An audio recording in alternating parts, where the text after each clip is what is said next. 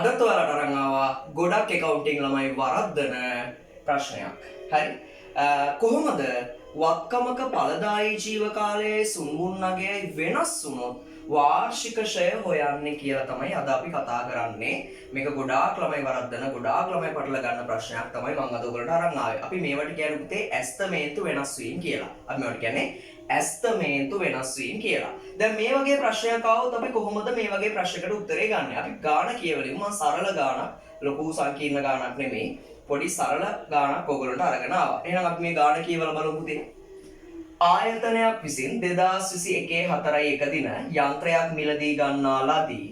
මෙම යන්ත්‍රයේ පිරිවැය රුපියල් 7,50,000ක් වන අතර එහි සුන්බුන් නගය සහ ඵලදායී ජීව කාලය පිළිවෙලින් 50,000ක් සහ වර්ෂ 10ක් විය.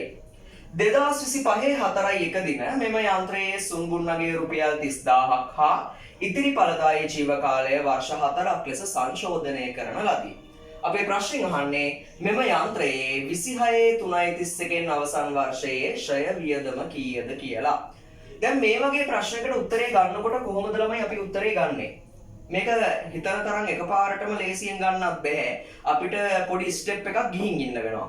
පළවෙනියටම පුතේ අපි කරන්න ඕන මේ වගේ ප්‍රශ්නයක් ආවහම අපි එකටම කරන්න ඕනේ මේ යන්ත්‍රය ගත්ත දවසේ ඉඳලා මේ ඇස්තමේන්තු වෙනස වීම වෙන දවස වෙනකන් ෂය ටික හොයාගෙන පැත්තකින් තියාගන්න වෙනවා. මොකද මේගොල්ලෝ 2021 ගන්නේ 2025 තමයි මේ ඇස්තමේන්තු වෙනස කරන්නේ.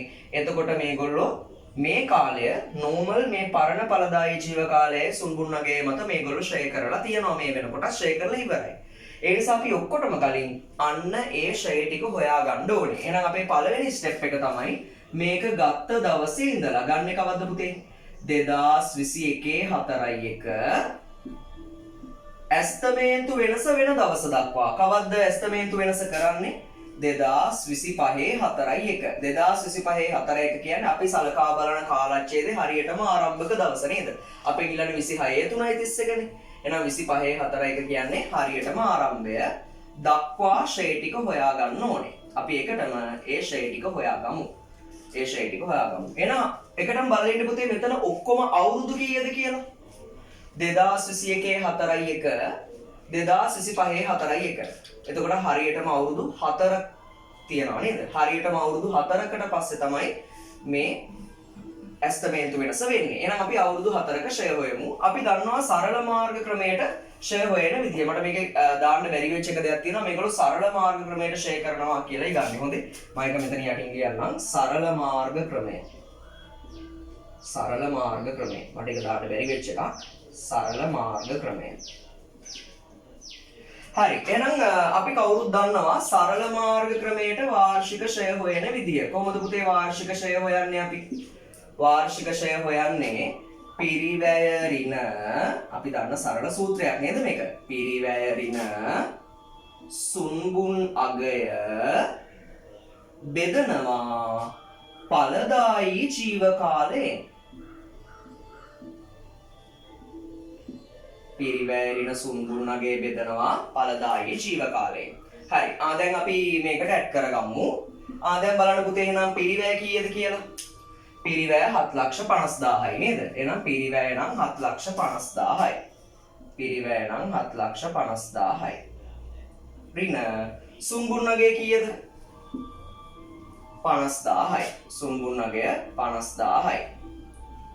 බෙදන්න ඵලදායී ජීව කාලය අවුරුදු 10යි. එහෙනම් බලමු පුතේ මේකට උත්තරේ.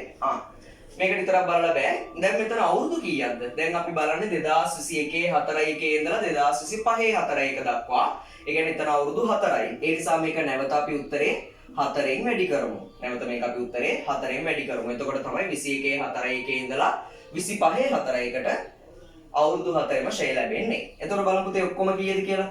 7,50,000න් 50,000ක් ගියාම නම් පුතේ කීයද? ලක්ෂ 7යි. ලක්ෂ 7 10න් බෙදුවාම 70,000යි.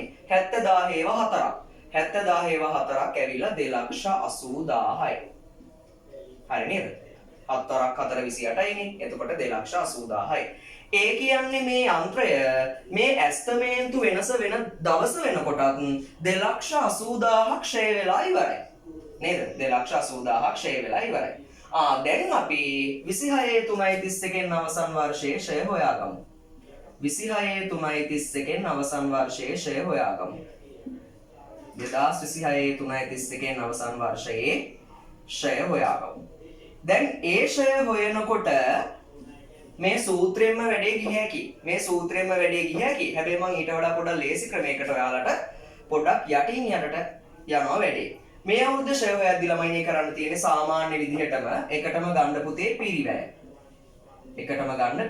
සාමාන්‍ය විදිහටම ගන්න මොකද්ද? පිරිවැය. පිරිවැය කීයද? 7,50,000යි. අපි සාමාන්‍යයෙන් මොකද්ද පුතේ කරන්නේ පිරිවැයෙන්? සුන්බුන්නගේ අඩු කරනවානේ. දැන් හැබැයි අපි මෙතනදී නව සුන්බුන්නගයයි අඩු කරන්නේ. අලුත් සුන්බුන්නගයයි අඩු කරන්නේ. දැන් සුන්බුන්නගේ වෙනස් වුණානේ කීයක් කියලාද? 30,000ක් කියලා. එතකොට අපි දන්නවා ඇකවුන්ටිංగ్ කරන දරුවෝ පිරිවැයෙන් සුන්බුන්නගය අඩු කරාම ලැබෙන්නේ දරුවනේ ෂය කළ හැකි වටිනාකම. එතකොට අපිට මේක 7,20,000ක් ෂය කරන්න පුළුවන්. මෙන්න මෙතන තමයි ගොඩාක්ම ඔය අවධානය දක්වන්න ඕන පොයින්ට් එක. 7,20,000ක් ෂය කරන්න පුළුවන් වුණාට ඒකෙන් පුතේ දැනටම කීයක් ෂය වෙලා ඉවරයිද?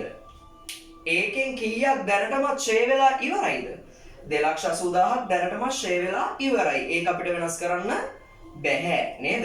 ඒ නිසා පුතේ 7,20,000ක් ෂය කරන්න පුළුවන් වුණාට ඒකෙන් අපි දැනටම 2,80,000ක් ෂය කරලා ඉවරයි. ඒ නිසා දැනටම ෂය වෙලා තියෙන ටික අඩු කරන්න. එතකොට ඔයාට ලැබෙනවා තව දුරටත් ෂය වෙන්න ඉතුරු ගාන. එහෙනම් බලමු පුතේ තව දුරටත් ෂය වෙන්න කීයක් ඉතුරුද කියලා. 0.0.4යි මෙතන 6යි 6න් 2ක් 4යි. එතකොට 4,40,000ක් තව ඉතුරුයි නේද? 0.0.0.0 12න් 8ක් 4යි මෙතන ඉතුරු 6යි 6න් 2ක් 4යි. එහෙනම් තව දුරටත් ෂය වෙන්න ඉතුරු කීයද පුතේ? 4,40,000යි. දැන් ඔයා බලන්න මේ 4,40,000 ෂය වෙන්න අපිට තව අවුරුදු කීයයිද ඉතුරු? දැන් මෙතන කියනවා ඉතිරි ඵලදායී ජීව කාලය තව අවුරුදු 4යිලු ඉතුරු වෙලා තියෙන්නේ. හරිනම් මෙහෙමනේ. කලින් ඵලදායී ජීව කාලය අවුරුදු 10ක් තිබ්බා. එතකොට දැන් අපි ඒකෙන් මේ වෙද්දි අවුරුදු 4යි ෂය කරලා තිබ්බේ. එතකොට 10න් 4ක් කියන්නේ තව අවුරුදු 6ක් තියෙන්න ඕනනේ.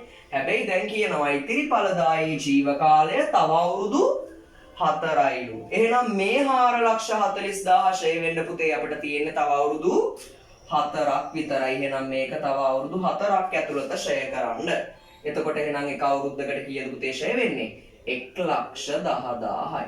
එහෙනම් 2026/3/31 අවසන් වර්ෂයේ ෂය 1,10,000ක් වෙන්න ඕනේ. ඔන්න ඔහොම තමයි ඇස්තමේන්තු වෙනසක් වුණොත්. හරි ඵලදායී ජීව කාලය හරි සුන්බුන්නගේ හරි වෙනසක් වුණොත් ෂය හොයන්නේ මෙන්න මේ විදිහට. එකපාරට යන්න බෑ. එකපාර අපි ගමු මුලින් ඉඳලා ඔයා එකටම කරන්න ඕන මොකද පුතේ? ගත්ත දවසේ ඉඳලා ඇස්තමේන්තු වෙනස දවස් වෙන කාලය දක්වා ෂය ටික හොයාගෙන ඉන්න ඕනේ. ඊට පස්සේ පිරිවැය ගන්න. පිරිවැයෙන් අලුත් සුන්බුන්නගේ අඩු කරන්න. සුන්බුන්නගේ වෙනසක් වුණ නැත්නම් පරණ සුන්බුන්ම අඩු කරන්න. එතකොට ෂය කළ හැකි වටිනාකම හම්බ වෙනවා. ඒකෙන් දැනටමත් ෂය වෙලා තියෙන ටික අයින් කරන්න. මොකද ඒ ටික දැනටමත් ෂය වෙලා ඉවරයි. අපිට ඒක වෙනස් කරන්න බෑ. එතකොට ඔයාලට ලැබෙනවා තව දුරටත් ෂය වෙන්න ඉතුරු ප්‍රමාණය. ඔයා බලන්න තව දුරටත් ෂය වෙන්න ඉතුරු ප්‍රමාණය ෂය වෙන්න අපිට තව අවුරුදු කීයක්ද තියෙන්නේ?